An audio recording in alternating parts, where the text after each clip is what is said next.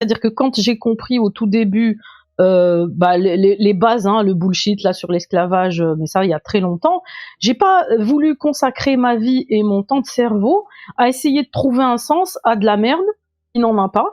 Donc très vite, en fait, j'ai pas perdu de temps avec ça. Et ce qui m'intéresse plus, c'est le résultat sur le terrain et dans la vie des gens. Parce que en fait, en plus aujourd'hui, il y a tellement de gens qui sont sur le terrain de la théologie, de la hadithologie, fiqhologie, et tant mieux. On voit que on est dans une impasse quand les gens te disent, alors soit c'est pas ça, soit de toute façon personne le fait, et soit non, moi je suis musulman, mais je fais pas ça. En fait.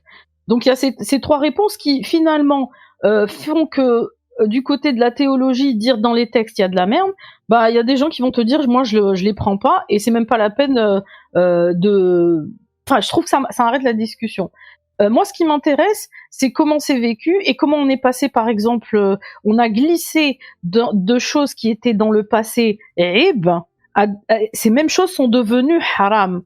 C'est-à-dire que c'est plus ce que les gens en font et la société en fait, la culture, la Oumma en fait, que réellement si c'est écrit ou si c'est pas écrit. On a d'autres exemples extrêmes comme celui de l'excision, où finalement il y a que des hadiths da'if, à ce que je sache, en tout cas, mais dans certains pays qui sont pris pour des choses, on sait très bien, hein, c'est le patriarcat qui s'en sert et tout ce qu'on veut, mais en tout cas c'est intouchable et indiscutable.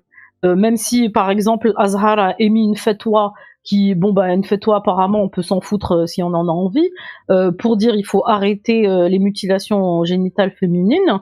En fait sur le terrain tout le monde s'en fiche et 96% ou plus des Égyptiennes sont excisées, pareil en Guinée, tout ça. Donc ce qui m'intéresse, c'est ce que pensent et croient les musulmans de ce qui est islamique ou pas. Et la preuve, c'est que même quand on leur met sous les yeux ce qui l'est, ce qui ne l'est pas, ils changeront pas d'avis sur ce qui doit se faire ou doit pas se faire, en termes surtout de contrôle des corps, des mœurs, du patriarcat, de la sexualité, de l'homosexualité, tout ça. C'est pour ça que je laisse la théologie à des gens que ça intéresse et qui sont bons là-dedans. Et comme toi, j'accorde plus d'importance à ce que ça veut dire concrètement dans la vie des gens, comme souffrance, comme traumatisme, que ça soit écrit dans PIF Magazine ou dans le Coran. Pareil. PIF Magazine. Oui. Tu vois, PIF. C'est quelque chose aussi qui était évoqué dans la discussion que j'ai eue. Dans l'apostasphère, il y a déjà de très très bons théologiens. Je pense à Mihoub, je pense à Dr Khaled, je pense à Collectif Exmuse, Régulus et Ruyen, à Sagesse d'Islam. Donc il y a déjà des gens qui sont à Bébert aussi, à Yanis, il y a déjà des gens qui sont assez calés, assez armés dans ce domaine-là. Donc on leur fait confiance sur la partie théologique. Si jamais il y a des débats, si jamais il y a des questionnements sur tel ou tel sujet, on peut aller sur leur chaîne et on peut se renseigner sur n'importe quel sujet. Vraiment, ils attaquent que ce soit le Coran, mais jusqu'à la sira du prophète en détail. Ce que fait Sagesse d'Islam, c'est vraiment incroyable. Par exemple. Donc voilà, nous on essaie aussi de voir s'il n'y a pas d'autres aspects de la religion à traiter, notamment l'aspect social, l'aspect politique aussi, l'aspect personnel, psychologique. Il y a tellement de choses aussi qui sont impactés en fait juste par cette religion que on est obligé en fait de se splitter et de spécialiser chacun sur tel ou tel domaine. Et moi personnellement la traduction pour l'instant c'est le filon que j'ai trouvé parce que personne d'autre le fait. Et s'il y a d'autres gens qui vont le faire, qui vont faire la traduction, moi je vais pouvoir me concentrer aussi sur d'autres aspects qui sont pour l'instant inexplorés. Voilà. On valide. Et du coup, toi, Jean Foiré, juste pour finir, qu'est-ce que t'en penses de ce qu'on vient de dire ? Je vous écoute avec beaucoup d'attention et un truc qui m'est venu à la tête, c'est un petit peu l'anthropologie qui se fait dans les universités, puis l'anthropologie de terrain. Tu ne te mets pas dans une position d'observation. Tu ne peux pas comprendre réellement quelles sont les dynamiques interpersonnelles dans un groupe culturel, religieux, etc. Aujourd'hui, je suis absolument convaincu que ce qui se passe au sein d'un groupe culturel en France est encore de l'ordre de l'exotique. pour beaucoup de Français. Je pense que des personnes comme nous, qui avons vécu dans un pays où c'est généralisé, hein, on sait très bien comment ça marche, on sait très bien comment les choses sont amenées tout doucement, très insidieuses, etc.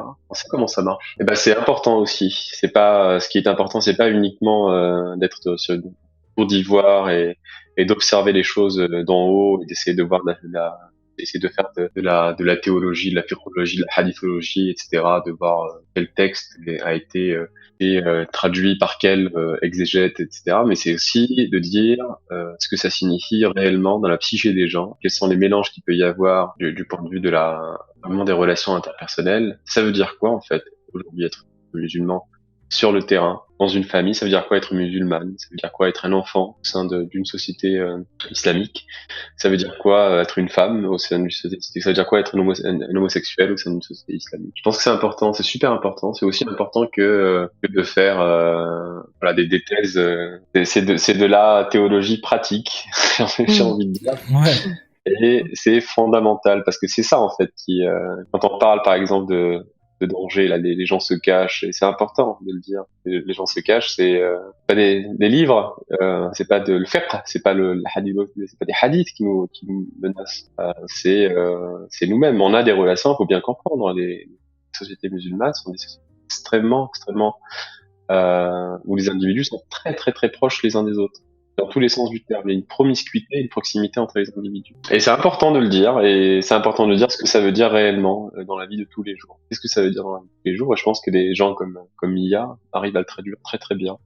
Ah oui, ben, on comprend en fait tout ce que vous dites. On comprend que il y a des écoles, il y a des métahab, il y a les quatre, donc les Malikites, les Shafi'ites, les Hanbalites et les Hanafites. Je l'ai dit. Alors là, je parle pas des chiites. Mais dans ces quatre écoles, quelle que soit l'école, etc., il y a une application de tous les jours. Il y a la vie de tous les jours on est une salade de fruits avec beaucoup trop de jus de citron, j'ai envie de dire. Et ces jus de citron-là, bah, parfois, c'est un peu compliqué à supporter. Et c'est la religion dont on est sorti. Qu'elle soit vraie ou fausse d'ailleurs, c'est pas important. Oui, voilà.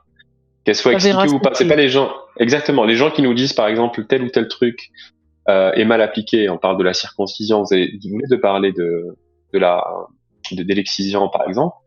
La circoncision, c'est ce qu'on appelle une fitra. C'est pas un fard, la circoncision. Il y en a 5 des fitra dans l'islam. La circoncision est aussi obligatoire que de se raser les poils du pubis. Il faut le savoir, il faut que les gens le sachent, ça. Mais le problème, c'est que sur le terrain, c'est pas comme ça que ça se passe. C'est ça le problème. Et je suis content justement qu'il y ait des gens comme toi et Mia.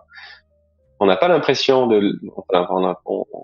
a l'impression que ceux qui passent leur temps à traduire des textes, à voir des Taymiyyah, des Tabari, etc., c'est des gens qui, bien sûr, qu'ils apportent quelque chose.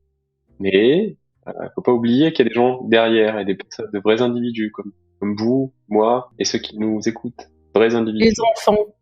Et des enfants. Ouais. Et des femmes, absolument.